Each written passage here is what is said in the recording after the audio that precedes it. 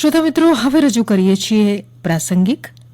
વિષય છે માધવપુર ઘેડનો મેળો. સંપાદન અને પઠન નેહલ ઠક્કર. સૌરાષ્ટ્રના દરિયાકાંઠે પોરબંદર નજીક માધવપુર ઘેડ ખાતે વર્ષોથી ભગવાન શ્રી કૃષ્ણના વિવાહ પર્વ પ્રસંગે પરંપરાગત મેળો યોજાય છે. પોરબંદર અને માંગરોળ અરબી સમુદ્ર કાંઠે આવેલ માધવપુરમાં પુરાણ પ્રસિદ્ધ માધવપુરનો 5 દિવસનો મેળો ચૈત્ર શુભ નોમથી તેરસ સુધી સોરઠી ઢબનો મેળો ભરાય છે. આ 5 દિવસ માધવપુર પંથકમાં વિવાહમય વાતાવરણ છવાઈ જાય છે. પ્રાકૃતિક સૌંદર્યથી વીંટળાયેલા પશ્ચિમ સૌરાષ્ટ્રના સૌંદર્યધામો માંગરોળ ચોરવાડ જેટલું જાણીતું પ્રાચીન નગર માધવપુર છે.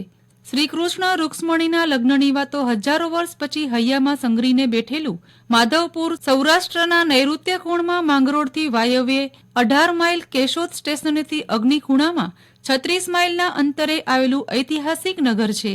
અહીં યુગપુરુષ લોકજીવનના આરાધ્ય દેવ અને 3500 વર્ષ પછીએ જનહૈયામાં ધબકી રહેલા ભગવાન શ્રી કૃષ્ણ અરબી સમુદ્રના કાંઠે માધવરાયજી રૂપે મંદિરમાં બિરાજે છે. સાગર રાણો અહર્નિશ એમના પગ પખાડે છે. સૌરાષ્ટ્રના મુખ્ય 3 મેળા તરણેતર, શિવરાત્રી અને માધવપુરમાં માધવરાય મેળાનું મહત્વ વધારે છે.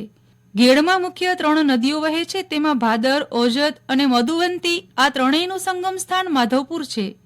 આ લોકમેળાનો પ્રારંભ ચૈત્ર સુદ નોમથી તેરસ સુધી સતત 5 દિવસ યોજાય છે.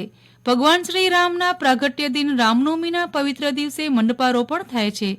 ભગવાન શ્રી માધવરાયજી ત્રિકમરાજીના મંદિરથી પહેલા ફુલેકાનો પ્રારંભ રાત્રિથી થાય છે. ચૈત્ર સુદ દસમ અને 11ના દિવસે બીજું અને ત્રીજું ફુલેકું નીકળે છે. ચૈત્ર સુદ 12 વિવાહ ઉત્સવ તરીકે ઉજવાય છે, જેમાં માધવપુર ગેડની નજીકના કડછી ગામના કડછા મહેર ધર્મના ઝંડા સાથે શણગારેલા ઊંટ અને ઘોડા પર સવાર થઈને રૂક્ષ્મણીનું મામેરું લઈ આવે છે, ત્યારે જ ભરમેળો ગણાય છે. મધુવનમાં આવેલ મહાપ્રભુજીની બેઠકના સાનિધ્યમાં રૂક્ષ્મણીના માવતર પક્ષની જગ્યા રૂક્ષ્મણી મઠથી બપોરે ભગવાન શ્રી કૃષ્ણનું સામયું કરવામાં આવે છે. ત્યારબાદ સાંજના નિજ મંદિરેથી ભગવાન શ્રી કૃષ્ણનું જાનનું પ્રયાણ થાય છે.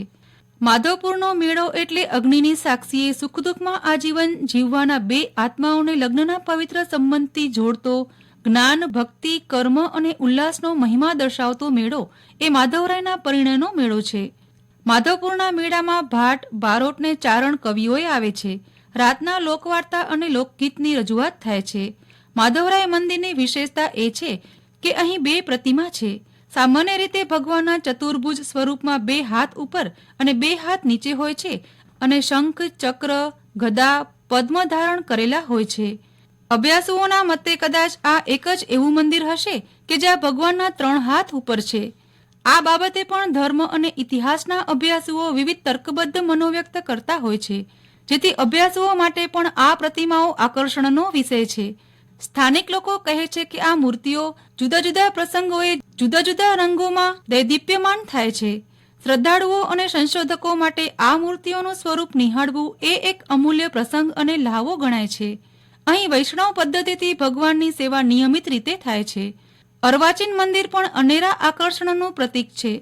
માધવપુરના મધુવનમાં શ્રી રામજી મંદિરના સાનિધ્યમાં વિશાળ મેદાનમાં અદ્યતન સુવિધાયુક્ત સમસ્ત કોળી સમાજની વંડી આવેલી છે. મેળા દરમિયાન પ્રતિવર્ષ ગ્રામ પંથકમાંથી આવતી જનતા માટે નાતજાતના ભેદભાવ વગર કોળી સમાજની વંડીમાં આવાસ અને ભોજનની વ્યવસ્થા નિઃશુલ્ક પૂરી પાડવામાં આવે છે.